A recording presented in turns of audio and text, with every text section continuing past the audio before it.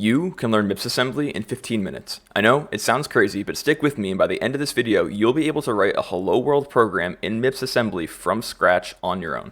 To learn MIPS assembly, we'll have to learn about three things. First, the registers on the MIPS processor. Second, the instruction format of the MIPS instruction set. And then three, the syscall interface that the processor uses to talk to the Linux kernel. Okay, so to learn about assembly, we need to know what registers are. So registers are these hyper-fast internal hardware-based storage inside of the processor that are used to contain values that are either data or memory addresses. So the ones that we care about in this video are going to be the 0 register, which in MIPS is always the value 0, the V0 and V1 registers, which are the return value of a subprocedure, and then A0 through A3, which are the arguments that we use to call subprocedures. The rest, so T0 through T9 and S0 through S7, are important, but for the sake of this video, we don't need to know about them. For this video, care about V0 and V1, A0 through A3. Okay, so when we're writing assembly, we have to write instructions. The instructions come typically in the format of operand, destination register, source register. So in this case, we have 4 instructions laid out. The instructions come in 2 formats. We have either a load instruction or a store instruction. A load instruction is where we want to take data out of memory and put it into a register. And then the store instruction is when we want to take memory that is in a register and store it into memory. Again, registers are inside the processor, they are hardware based, and then memory is stuff like RAM and other memory regions like that. So the first example, li dest immediate, that's going to load the immediate or an integer into the destination register. La dest symbol, that's going to load the address of symbol into the destination register. Lw dest offset source, what that's going to do is it's going to take the source register, it's going to offset it by some immediate, so it could be 0, 4, 8. It's going to load the value at that address into the destination register. So again, the 3 of those instructions are loading from memory into a register. The last one is store word. So that's going to take the value in the register reg, and it's going to store it at the address stored in the destination register, offset by some offset. A little confusing, I know, but we'll talk about it in an example right now. Okay, so here's an example program. li t1 ox1337. What this is going to do is it's going to take the value 1337 and put it into t1. Now, la t0 myadder. What that's going to do is it's going to load the address of myadder into t0. And then finally, sw t1 0t0. That's going to store the value in t1 at the address stored in t0. So at the end of this, we will have the number 1337 stored in myadder. Pretty straightforward. So if we are only able to move data from register to register or from memory to registers, who cares? How do we make the processor actually do something? We want to read data from users. We want to print things to the screen. How do we do that? The way we do that in assembly is what's called a syscall. To execute a syscall, we literally run the instruction syscall. And what this does is it is an instruction that alerts the kernel, hey, we want to take an action. We want to do something. And the way that we talk to the kernel is through these registers we talked about in the beginning. V0 is the number that tells the kernel what action do we want to take. In this register, we put the syscall number we want to invoke. A0 through A3 are the parameters of the action we want to take. So if we're writing a string to the screen, we'll put the pointer to the string in A0. If we want to read from the user, in A1, we may put the number of bytes. So let's dive into our development environment, and we're going to write some assembly to print hello world to the screen and then exit the process cleanly. Let's do that right now. Okay, so here I have my development environment all pulled up. The way that this is going to work is I'm going to be doing console commands on the left, and I'll be typing assembly on the right. What we want to do first is make sure that we have this installed. So you're going to run sudo apt install or yum install if you're on CentOS, gcc mips linux new. What this is going to do is it's going to install the build chain for Linux for MIPS related stuff. Then you're also going to do sudo apt install qemu. So my virtual machine that I'm programming in is an x86 virtual machine, but we're going to be writing MIPS code. How do I get the MIPS code to run on x86? We need to run that code in an emulator, and qemu is an emulator that can run MIPS instructions on an x86 platform. So I already have both of those, but you go ahead and pause the video, also like the video, and then come on back when you have those things installed. Okay, once you have them installed, we're going to start writing some code. So when you're writing assembly, you have they're called segments of memory, text and data. The text segment is a segment that contains readable and executable data, better known as instructions, because we execute them.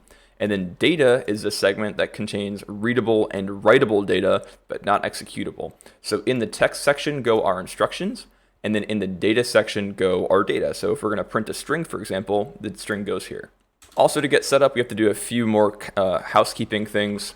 We need to expose a symbol called start. So when GCC will get invoked, it will look for the start symbol to know where it needs to run first. If we don't make this a global, and if we don't declare it, it'll say, I was unable to find start, so I can't compile your program for you. Too bad, so sad. Okay, awesome. So now we're going to start writing some instructions to invoke the syscall. Remember how I said that V0 is a register that contains the syscall number? You're probably asking, well, how do I know what the syscall number is? How do I know what registers to use for what parameters, etc.? So what we're actually going to do is reference what's called a syscall table. And I'll zoom in for those of you that are on mobile here.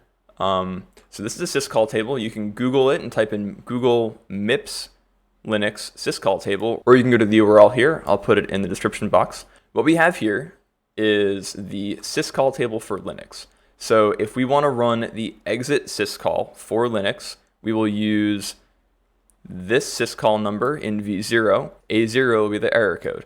If we want to write a string to the screen, we are going to use syscall 4004. We're going to put the file descriptor to write to into parameter 1, so A0. We're going to put the string to write into A1 and the number of bytes to write into A3, right? Or A2 rather. So we can start with the exit syscall. So V0 is going to get 4001. And how do we load an immediate into V0? We use the load immediate instruction. So into V0 goes 4001. And then we want to make sure we return a sane exit number, right? So load immediate into A0, right? So that's argument 0, or the first parameter to be sent. And then that goes into A0 and we return the error codes. I want to return the error code 13 just to test. And then now that we have these registers set up to invoke a syscall, we type syscall. And in theory, if this works correctly, this should just exit the program and return the process return code of 13. So now how do we compile this stuff? We have to do it in a two-stage process. So first we're going to assemble. So we type MIPS Linux new AS for the assembler.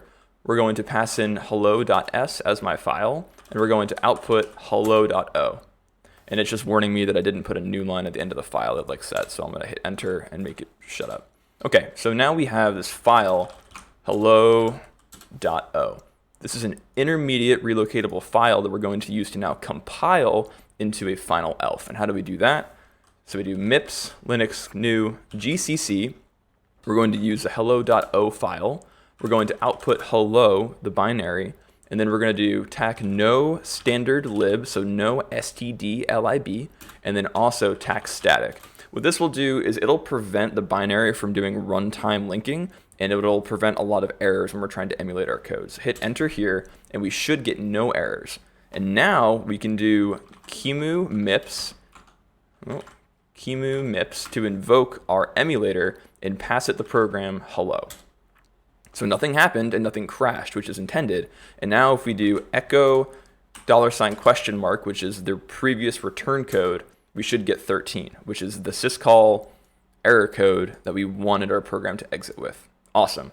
So now we are able to invoke system calls. We want our code to print hello world. So how do we do that? First, we have to declare an ASCII 0 terminated string, so ASCII Z, and it's just going to be hello world exclamation point new line. The new line being the enter key, so it looks pretty when we print it. And now we need to invoke our syscall. So what is the write syscall, right? How do we print to the screen? We write to the screen, so we got to look at what the write syscall is. Okay, so it's 4004. A0 gets the file descriptor, param2 gets the address, and param3 gets the length. So we'll do our load immediate into V0, 4004. We're going to load into A0 the file descriptor that we want to write to. So remember, in Linux land, Standard in is file descriptor 0, standard out is file descriptor 1, and standard error is standard descriptor 2, or is file descriptor 2. So we want to write to standard out, so we load 1 into A0. Now we load an address into A1. Remember, we can load the address of things. So we're going to call this string message. This declares a label, and we're going to load the address of the label into A1. And then finally, we need to put the length of the string into A2, and that's going to be 13 as well. And then we syscall, right? So set up for a write syscall. We're going to write it to standard out. We're going to load the address of the message into the buff pointer for the syscall, and we're going to tell the kernel to print 13 bytes. So remember, we assemble, we compile, and then we qemu MIPS. Boom, hello world, and our output should still be 13. See, like I said, assembly is really easy if you just know the basic building blocks of the instruction set. By learning the registers, by learning the instruction set, and by learning the syscall interface, you can basically teach yourself any assembly language really, really fast. If you did enjoy that or you learned something, do me a favor, hit like, hit subscribe, and I'll see you guys in the next video. Thanks a lot. Take care.